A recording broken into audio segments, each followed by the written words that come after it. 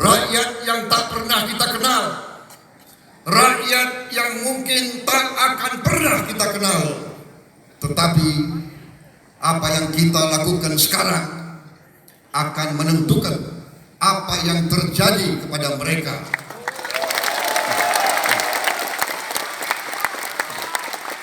Saudara-saudara sekalian, malam ini ribuan sahabat-sahabat dan pendukung kita berkumpul di tempat yang baik ini, dan juga mungkin puluhan juta rakyat kita terhubung ke ruangan ini dengan teknologi komunikasi, karena 92 malam lagi kita akan bersama-sama menentukan masa depan bangsa Indonesia.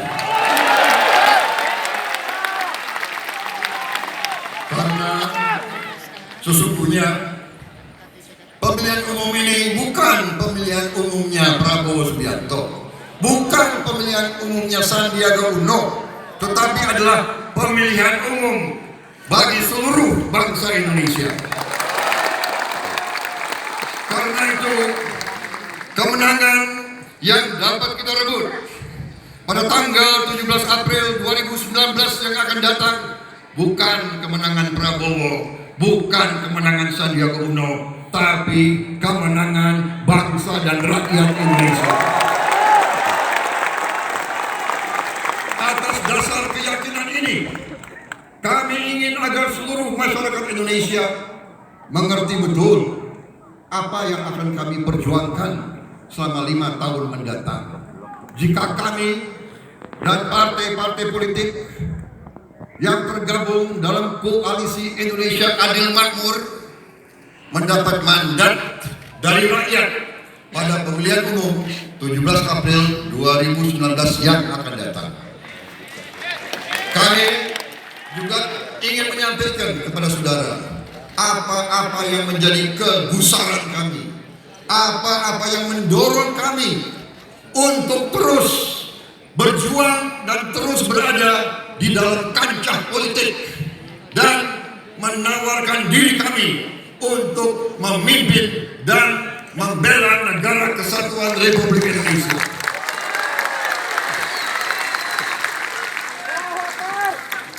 Saudara-saudara sekalian,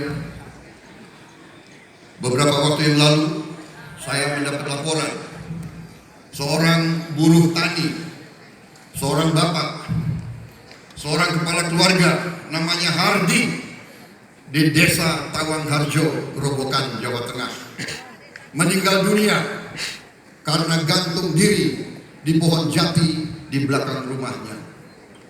Almarhum gantung diri meninggalkan istri dan anak karena merasa tidak sanggup membayar hutang, karena beban ekonomi dirasa terlalu berat. Selama beberapa tahun terakhir ini saya mendapat laporan ada belasan cerita tragis seperti Hardi ini. Ada kisah seorang guru di Pekalongan gantung diri.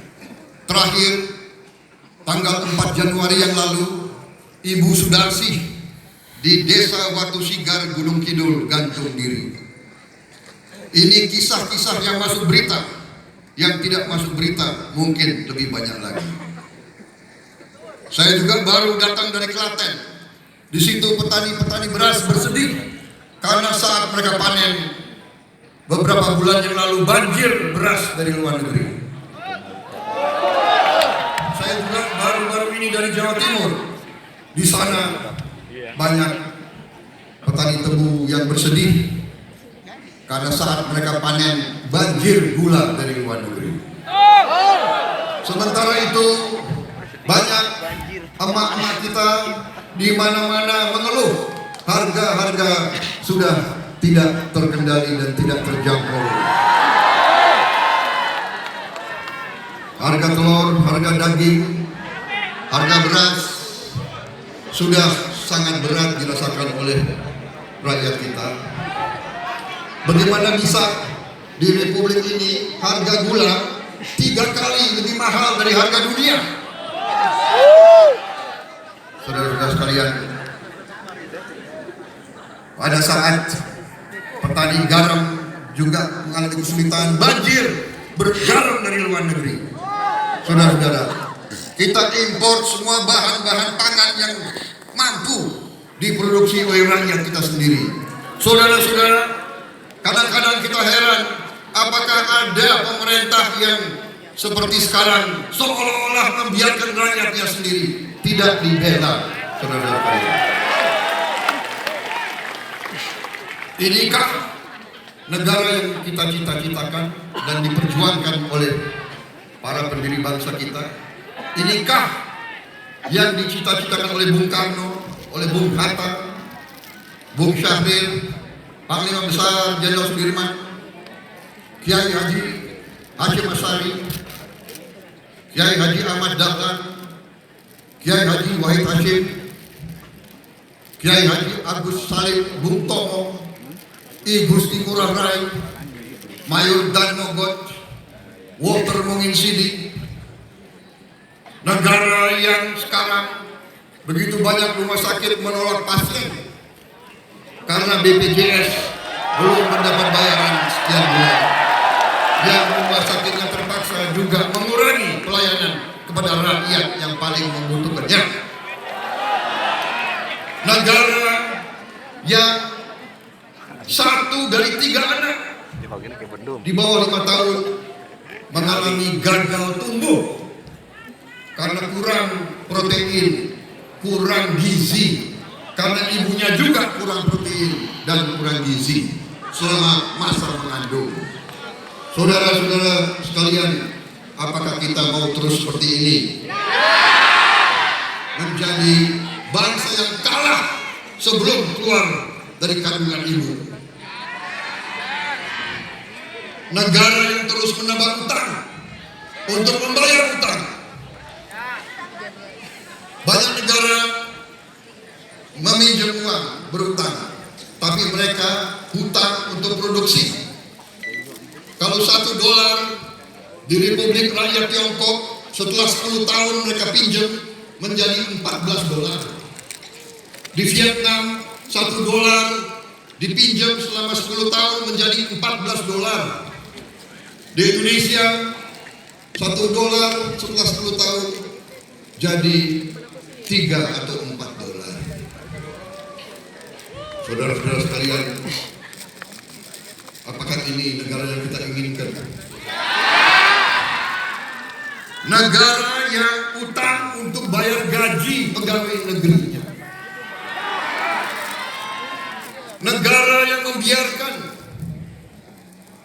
BUMN kita yang kita banggakan, Pertamina, Garuda, pembawa bendera Indonesia yang lahir dalam perang kemerdekaan kita, the flag carrier of the Republic of Indonesia, sekarang dalam keadaan yang kalau bisa dibilang ya bangkrut.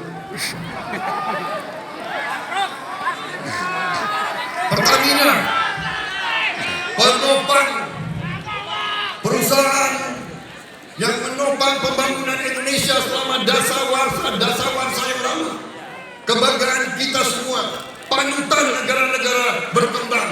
Mereka belajar dari kita, sekarang juga dalam keadaan sulit. PLN, Krakatau Steel, kebanggaan kita dulu dibangun oleh Bung Karno, diselesaikan oleh Pak Harto, sekarang juga hutangnya mengerikan. Saudara-saudara, kalau ada BUMN yang untungnya pun tak seberapa. Negara di mana ada warga negaranya, ada anak-anak yang tinggal hanya 5 jam dari istana negara, tidak mampu berangkat sekolah karena sudah 2 hari tidak makan. Negara yang beberapa waktu yang lalu panik karena puluhan anak-anak di Kabupaten Asmat meninggal dunia karena kelaparan, dan pejabat-pejabat pemerintahnya tidak hadir untuk membantu mereka.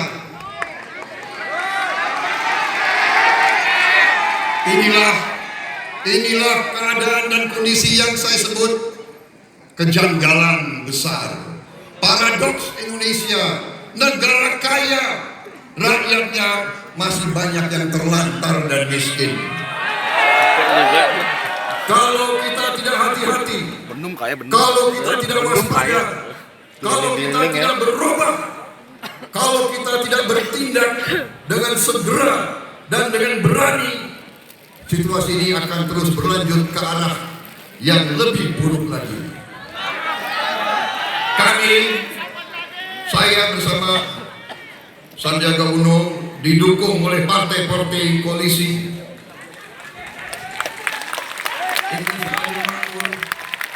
didukung oleh pejuang-pejuang, para purnawirawan pejuang yang begitu banyak, didukung oleh tokoh-tokoh pekerja buruh, didukung oleh ulama-ulama besar,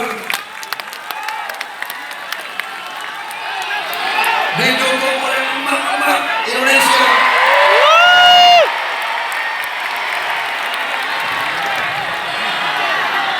didukung oleh guru-guru, dokter-dokter, perawat-perawat, bidan-bidan, nelayan-nelayan, petani-petani di seluruh Indonesia.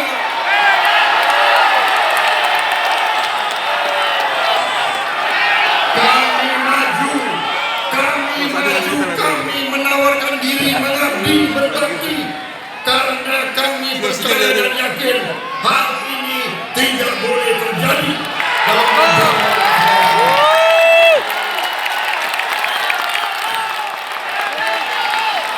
dalam negara yang begini kaya, negara yang sudah 73 tahun merdeka. Kalau ada rakyat yang lapar, kalau ada rakyat yang menggantung diri karena putus asa, ini adalah penghinaan kepada pendiri-pendiri bangsa kita. Dan saya katakan, ini adalah penghinaan kepada rakyat Indonesia. Saudara-saudara sekalian, ada yang mengatakan jangan pesimis, harus optimis.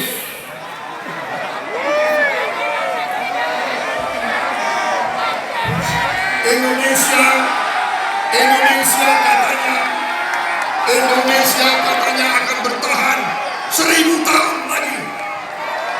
Saudara-saudara, saya bertanya, apakah negara yang tidak mampu membayar rumah sakit, tidak mampu menjamin makan untuk rakyatnya, tidak membela petani, nelayan dan pekerjanya, yang tentaranya tidak kuat, bisa bertahan 1000 tahun. Jangan-jangan 10 tahun saja sudah setengah mati kita. Apakah negara yang cadangan bahan bakarnya hanya bisa bertahan 20 hari?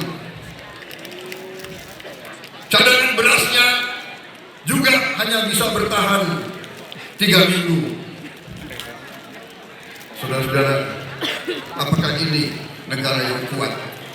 Apa ini negara yang bisa langgeng? Saudara-saudara sekalian, bahkan Menteri Pertahanan pemerintah yang sekarang saja mengatakan kalau Indonesia terpaksa perang hari ini, kita hanya bisa bertahan 3 hari karena peluru hanya 3 hari yang ada. Bukan saya yang sampaikan itu, Menteri Pertahanan Republik Indonesia dari pemerintah sekarang sendiri yang mengatakan. Karena beliau bukan seorang patriot, beliau ingin hal ini diketahui oleh rakyat Indonesia. Saudara-saudara sekalian, kita harus ingat persaingan antara bangsa itu begitu keras, begitu keras. Sejarah peradaban manusia ribuan tahun itu keras. Tiap bangsa punya masalahnya sendiri. Tiap bangsa punya orang miskin. Tiap bangsa butuh sumber alam. Tiap bangsa punya kesulitan-kesulitan mereka sendiri. Jangan kita pernah mengira bahwa kita boleh tergantung kepada bangsa lain. Jangan pernah kita berharap bangsa lain akan baik hati sama kita, akan kasihan sama kita. Saudara-saudara sekalian, kita mengenal rumus yang terkenal dari seorang ahli sejarah Yunani yang hidup kurang lebih 50 tahun sebelum Masehi, yaitu Thucydides. Buku Thucydides bunyinya adalah dalam bahasa Inggris, the strong will do what they can, the weak suffer what they must.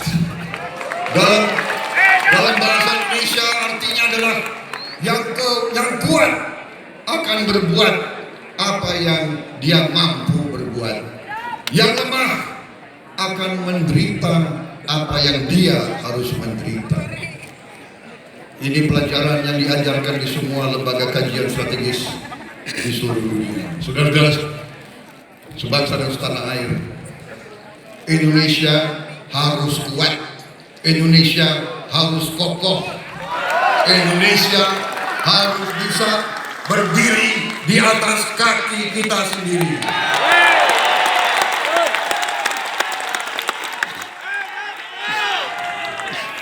Saya telah sampaikan mengapa saya dan Sandiaga Salahuddin Uno dan partai-partai yang mengusung dan mendukung kami maju dalam pemilihan umum tahun ini.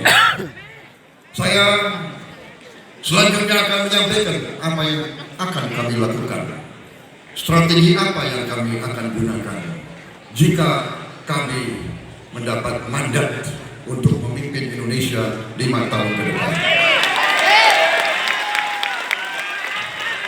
Saya juga akan menyampaikan harapan kami, apa yang kami harapkan dari seluruh rakyat Indonesia untuk mewujudkan bersama apa-apa yang menjadi cita-cita kita bersama.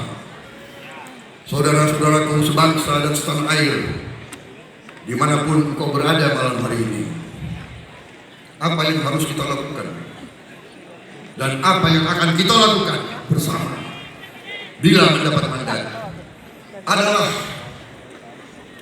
reorientasi pembangunan dan pengelolaan Republik Indonesia.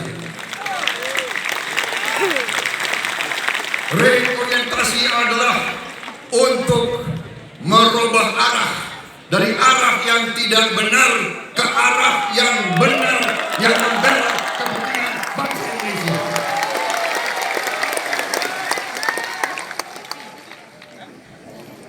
Reorientasi pembangunan dan pengelolaan Republik Indonesia diperlukan karena bangsa yang kokoh hanya bisa diwujudkan jika negara tersebut bisa, pertama, swasembada pangan. Kita harus mampu untuk mengatur sehingga rakyat kita bisa produksi pangannya sendiri dan seluruh rakyat Indonesia bisa makan dengan baik di seluruh Nusantara. Tidak ada yang boleh kelaparan di Republik Indonesia yang kita cintai. Yang kedua, negara hanya bisa kokoh kalau kita swasembada energi, swasembada bahan bakar. Kita harus menghasilkan bahan bakar energi dari dalam negeri sendiri. Padahal, saudara-saudara sekalian, padahal pemerintah sendiri meramalkan tidak lama lagi kita harus import 100% bahan bakar minyak. Kalau tidak ada tindakan-tindakan dan program-program yang kita lakukan sedini mungkin, segera mungkin.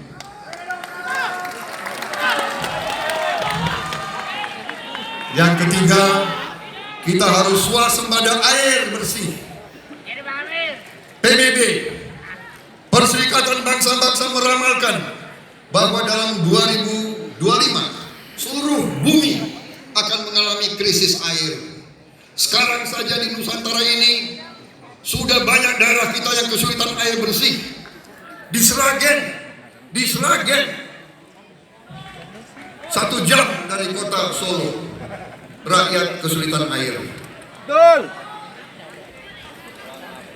Mereka menyampaikan kepada saya, Pak, ya tim kita di situ, nggak usah kirim kaos, nggak usah kirim baliho, nggak usah kirim spanduk, tolong kirim tangki air.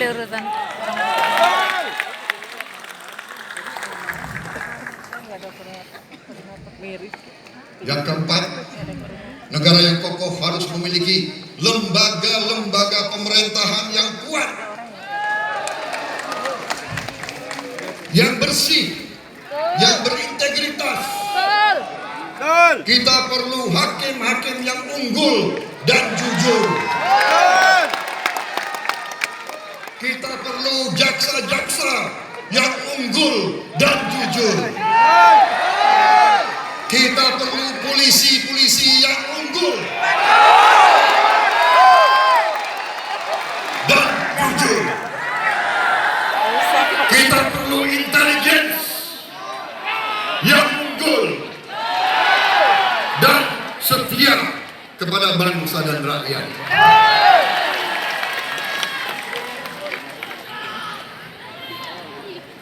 Intelligence itu ngintelin musuh negara, jangan ngintelin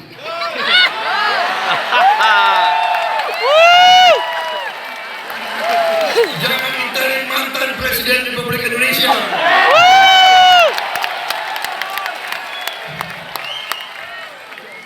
Jangan ngintelin mantan Ketua MPR RI. Jangan ngintelin anaknya proklamator kita.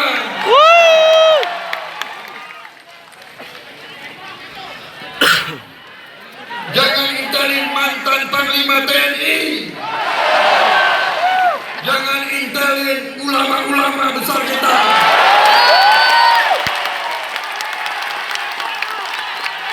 Kalau mau intelin mantan Pangkostrat, gak apa-apa. Yang kelima, negara yang kokoh membutuhkan angkatan perang yang unggul. Tapi tentara rakyat yang setia kepada rakyat dan bangsa Indonesia. Tentara yang tidak akan kalah dengan tentara-tentara terbaik di dunia. Bukan karena kita mau gagah-gagahan, tidak. Kita ingin bersahabat dengan semua negara. Kami menganut, pemerintah kami akan menganut, kami akan teruskan contoh pendahulu senior kami yang telah berhasil memimpin negara ini 10 tahun. Presiden Susilo Bambang Yudhoyono mengajarkan kepada kami 1000 kawan terlalu sedikit, 1 lawan terlalu banyak.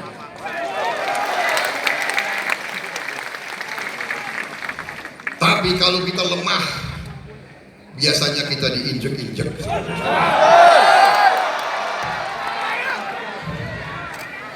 Saudara-saudaraku, visi misi kami beri nama visi misi Indonesia Menang. Indonesia harus menang. Kita tidak boleh jadi bangsa yang kalah. Kita tidak boleh menjadi bangsa yang minta-minta. Kita tidak mau jadi bangsa yang utang terus. Kita tidak mau jadi bangsa yang tidak mampu membela rakyatnya sendiri.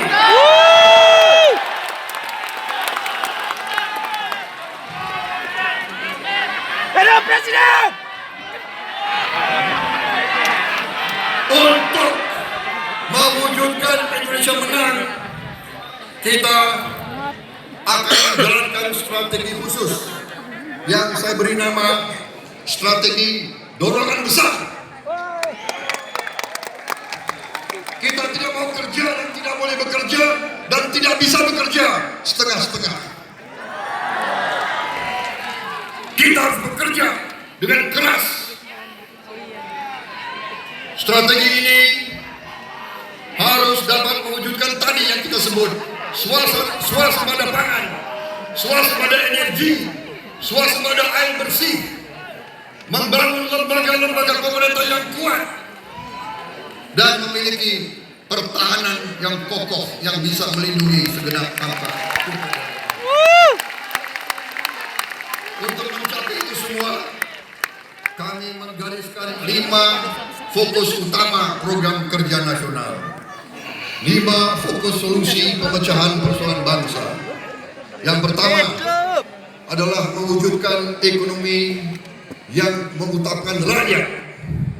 Ekonomi untuk rakyat, bukan rakyat untuk ekonomi.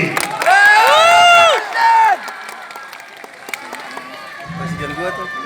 Ekonomi Presiden kita juga. yang mengutamakan rakyat harus ekonomi yang adil, ekonomi yang bisa memberi kesejahteraan, kemakmuran kepada seluruh rakyat Indonesia, bukan segelintir orang saja.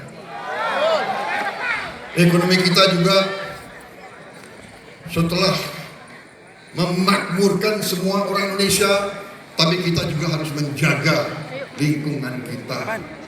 Kita harus jaga sungai-sungai kita, pantai-pantai kita, hutan-hutan kita. Saudara-saudara sekalian, tanah air kita harus bisa digunakan oleh anak-anak kita, cucu-cucu kita, dan bahkan cicit-cicit kita puluhan generasi ke depan. Dalam hal ini kami juga bertekad dan kami yakin kami mampu menciptakan lapangan pekerjaan untuk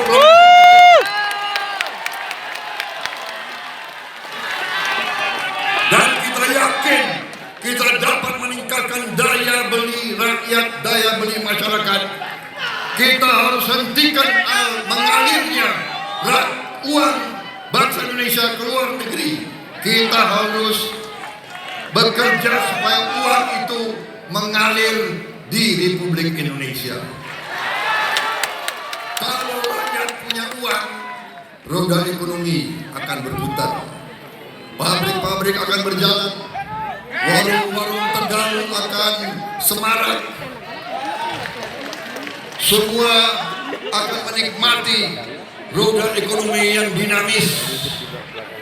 Sekali lagi, ekonomi harus untuk seluruh rakyat Indonesia, bukan untuk segelintir orang Indonesia.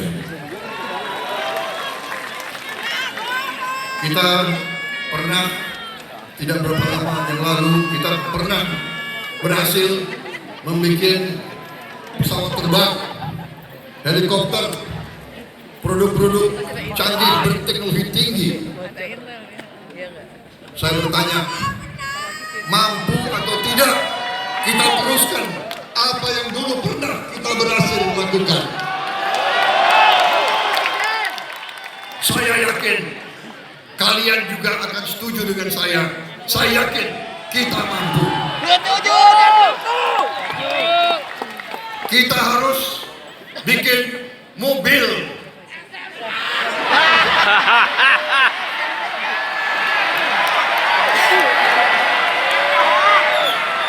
Mobil kita S1. harus bikin mobil benar-benar produk Indonesia. Jangan mobil etok-etok. Ini di luar teks. Kita harus mampu bikin kapal-kapal niaga, kapal-kapal angkut, kereta api.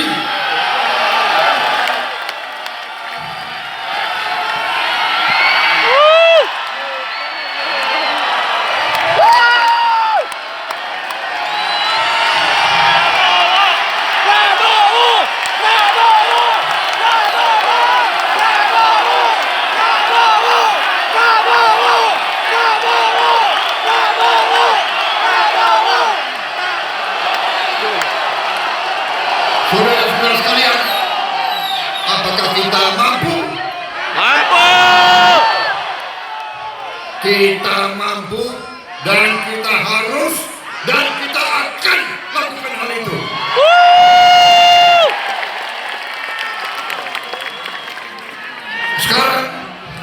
Sekarang banyak pakar-pakar mengatakan di Indonesia ini kalau negara lain sedang bangkit, Republik Rakyat Tiongkok berhasil menghilangkan kemiskinan.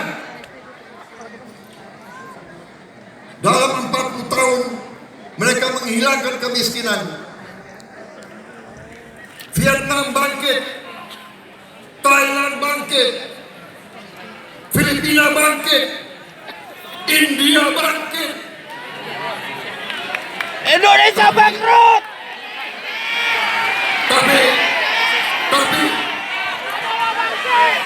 Tapi para pakar mengatakan di Indonesia sedang terjadi Kebangkrutan! deindustrialisasi. Bukan industrialisasi, deindustrialisasi. Ini akan kita robah. Kita akan meneruskan industrialisasi di Republik Indonesia.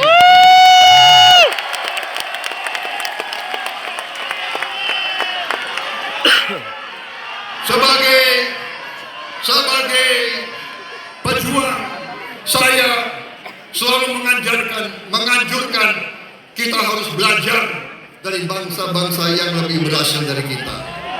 Mari kita belajar dari Tiongkok, kita belajar dari India, kita belajar dari Vietnam, kita belajar dari Korea Selatan, kita belajar dari negara-negara yang berhasil. Jangan kita puas dengan kelakuan elit kita sendiri di sini. Saudara-saudara, kita harus tetap terbuka kepada sahabat-sahabat kita di luar negeri, tapi kita juga akan pastikan perusahaan-perusahaan kebanggaan kita, Krakatau Steel, Pertamina, Garuda, PLN, PGN, dan PTBN tidak boleh hancur, tidak boleh.